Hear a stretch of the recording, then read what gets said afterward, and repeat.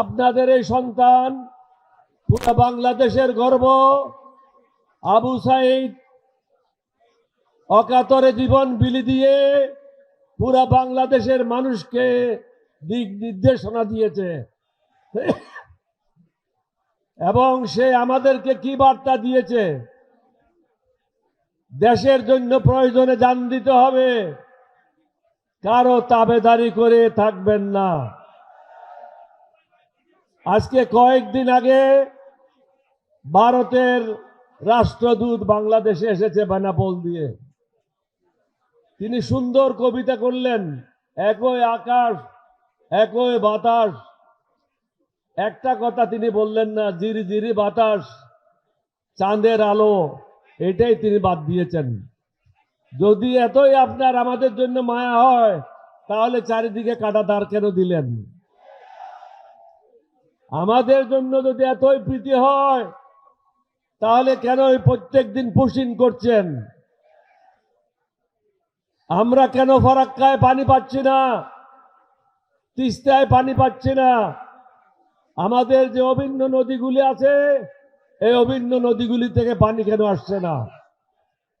আমরা যখন দুইটা প্লেন কিনি, আপনাদের পেটের মধ্যে মোচড়ানি শুরু হয়ে যায়। আপনারা যখন প্লেন কিনেন, আমরা তো কিছু বলি না। আপনারা যখন বড় বড় জাহাজ কিনেন, আমরা তো কিছু বলি না।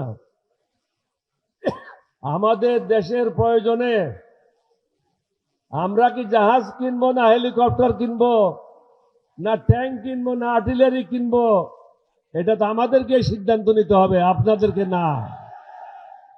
আপনাদের দাসী তো আপনাদের কাছে চলে গেছে, এখন তো দাসী এখানে নাই। আমরা আপনাদের দাসী না। যদি বাংলাদেশের সাথে সুসম্পর্ক করতে চান, কাঁটাতারের বেড়া উঠে নেন, পুশিন বন্ধ করেন। আর কখনো বলবেন না রংপুর দখল করে নেব। আপনারা যখনই বলবেন রংপুর দখল করব, আমরাও বলবো ক্যালকাটা দখল করব। আগের দিন শেষ, এখন নতুন জমানা শুরু। এখন দাসীদের রাজত্ব নাই বাংলাদেশে।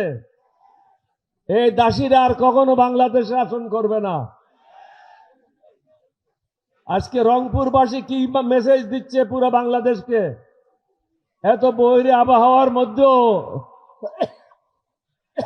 লক্ষাধিক লোক বৃষ্টিতে ভিজে বাংলাদেশের মানুষকে এটাই বলছে, বাংলাদেশের বিপদের দিনে আমরা কখনো ঘরে ফিরে যাব না, আবু সাইদের মতো জান দিতে প্রস্তুত থাকব। আপনারা মনে করছেন বাংলাদেশ সেনাবাহিনী বোধহয় 2 লাখ বা 2.5 লাখ। আমাদের সেনাবাহিনীর সংখ্যা 1 কোটির উপরে। এই যুবকেরা যারা এখানে মাঠে আছে, তারা সবাই বন্দুক হাতে নিয়ে যুদ্ধ করবে। সুতরাং এইদিকে ক্যালকাটা হারাবেন, ওইদিকে হিমাচল হারাবেন, আর অন্যদিকে কাশ্মীর হারাবেন। সুতরাং এদিকে পা বাড়াইয়েন না। আপনাদের জন্য ভালো হবে বাংলাদেশের সাথে সুসম্পর্ক করেন। আমরা কখনো বলি নাই আপনাদের বিরুদ্ধে এটা করব, এটা করব, ওইটা করব। আমরা চাই আমরা সুন্দরভাবে আমাদের ঘরটা পরিচালনা করি, এখানে যেন কেউ দাদাগিরি না করে। এই জামাত ইসলাম যারা আজকে নেতৃত্ব দিচ্ছে, তারা তো 2001 সালে বেগম জিয়ার সাথে সরকারে ছিল। তাদের সময় কি আপনাদের বিরুদ্ধে কোনো কাজ করেছে? করে নাই। এখানে মঞ্চে যারা আছে, প্রত্যেকের দল কোনো না কোনো সময় ঐক্য জোটের মাধ্যমে সরকারে ছিল। আমরা তো কখনো ভারতের বিরুদ্ধে কথা বলি নাই। আজকে কেন বলছি? কারণ আপনাদের ইউটিউবেরা, আপনাদের একজন সায়েন্টিস্ট, সে কি বলল যে রংপুর কিনে নেব বা দখল করে নেব, যেন তোদের বাপের দেশ। হ্যাঁ, এটা কি ইয়ে পাইছো, মগের মুল্লুক পাইছো? আরে বেটা, আমরা যুদ্ধ করে স্বাধীন হয়েছি। হাসি তামাশা করো না, পরনে ধুতি থাকবে না। নিজের দেশ নিজে সামলাও, আমাদের দেশ আমাদেরকে সামলাইতে দাও। আমরা আজকে এখানে কেন একত্রিত হয়েছি? আমাদের মূল কারণটা কি? জনমত গড়ে তোলার জন্য আমরা ধারে ধারে বিভিন্ন জায়গায় যাচ্ছি। উদ্দেশ্যটা কি? আপনাদের ক্ষমতা আপনাদেরকে ফিরিয়ে দেওয়া। এখানে কোনো মন্ত্রীর জন্য না, কোনো গাড়ির জন্য না, বাড়ির জন্য না। জনগণের ক্ষমতা জনগণকে ফিরিয়ে দিয়ে মানবতার বাংলাদেশ, সুশাসন বাংলাদেশ এবং শান্তি সুখের বাংলাদেশ, যেখানে চাঁদাবাজি থাকবে না,